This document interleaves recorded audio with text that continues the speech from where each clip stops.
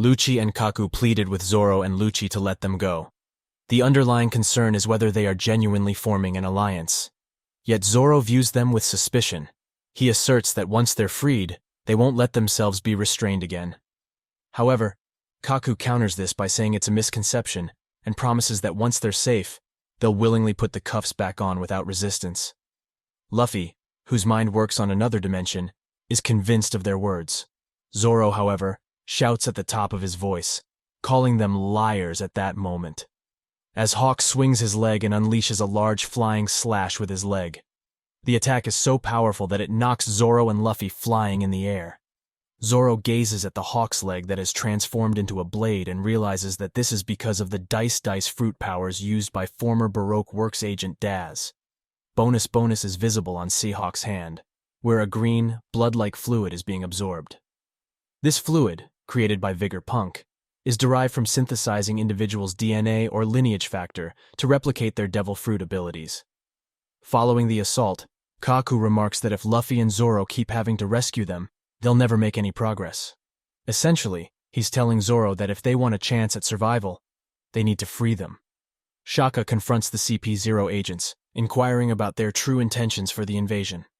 Lucky bluntly states that their primary objective is to take out all 7 Vegapunks. Kaku is visibly irritated by this disclosure, feeling that it undermines all his efforts to persuade them. Shaka inquires whether Stussy, due to her betrayal, is also on their target list. Lucci affirms this, stating that he won't spare her any mercy. An exasperated Kaku challenges Lucci, asking if he's intentionally making it harder for them to gain trust. Out of the blue, a scream pierces the air. Zoro realizes that it is Nami and mentions that all the other Seraphim must be running wild.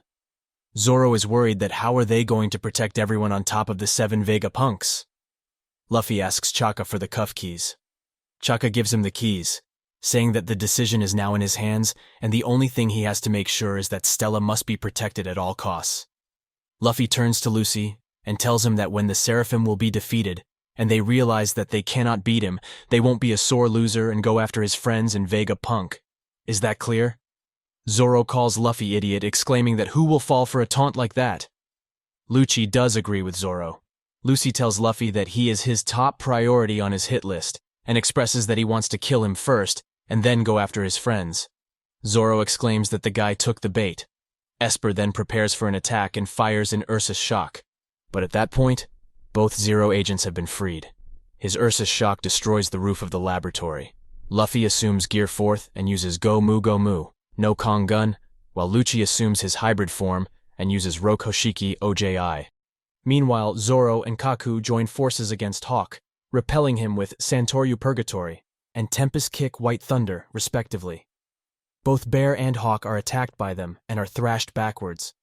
Finally, they manage to defeat the 2 Seraphim. Meanwhile, deep within the same lab, some people are crying for food. They haven't had a decent meal in over 2 months. They are worried that if they will ever be able to go out of the place. The people captivated there are actually CP5, CP7, and CP8 agents of World Government Intelligence. An agent recounts their ordeal. 2 months ago, after our inspection of Egghead, we were set to depart when we were ambushed by sea beasts that had been weaponized. They dragged us back to this island. He continues. Every other agent sent to look for us suffered the same fate. The most shocking revelation is their initial suspicion. We all thought Dr. Vegapunk was behind this, he says. But it turns out he's been imprisoned here with us. Vegapunk, looking genuinely surprised, confesses, I had no clue any of this was transpiring on Egghead, especially not right under my watch. He finds the entire scenario deeply unsettling. From the beginning, this entire situation has been perplexing. The leak to the government about our research into the poneglyphs should have been impossible, he muses. It's then unveiled that the Navy is dispatching vessels from Branch G9. They are deploying over 100 ships of all sizes en route to Egghead. The scene then shifts to a bar at a small port on a certain island in the New World. A kid is asking someone to take him along on the next journey. The man refuses to take along with him. Bar hot-headed kid like him. The waitress asks the kid to give up on him as this can make the other captains jealous. But the kid is adamant on going with him because he really look up to his chief. It is revealed that the chief is none other than Shanks, one of Shanks. His men arrives and informs him that they are under attack. The man tells Shanks that so far the attackers were only scraping with their youngsters. But what should they do now? Shanks exclaims that he is confused that whether he should call it a good or bad thing as they were just about to set off. Shanks regrets that he let it get to this point, due to him catching up with some old friends of his, whom he believed to be dead. His men ask him that what they need to do next, as the enemies will be really angry with him for showing up late. Shanks ultimately agrees, and orders them to set sail as they are going to do it. The waitress gets excited that they are going to fight Shanks and requests Shanks to not let the island become a war zone. Shanks exclaims that he doesn't want to cause any major trouble here, and asks Dory and Brody to lend them a hand. His friends turn out to be Dory and Bragi, the former captains of the giant warrior pirates who finally left Little Garden and returned to Elba off the island. Shanks is currently on the two giants happily agree to help him out. As Shanks asks Rockstar to send a message to their attacker who is Eustace Kid, the message being surrender the road pony glyph rubbing he has or risk a fight with him on the warland. Elba in New World. Kid realizes that all the ships they can see on the horizon, including the ones lagging behind, are all allies of the red-haired pirate.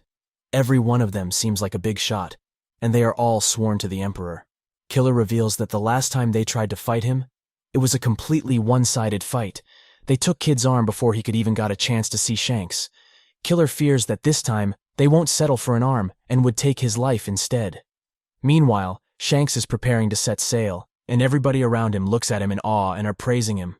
Kid, on the other hand, lets a laugh at Killer's words and confidently says that he will die only if he loses the fight to Shanks. This shows that two bold warriors face off is about to happen.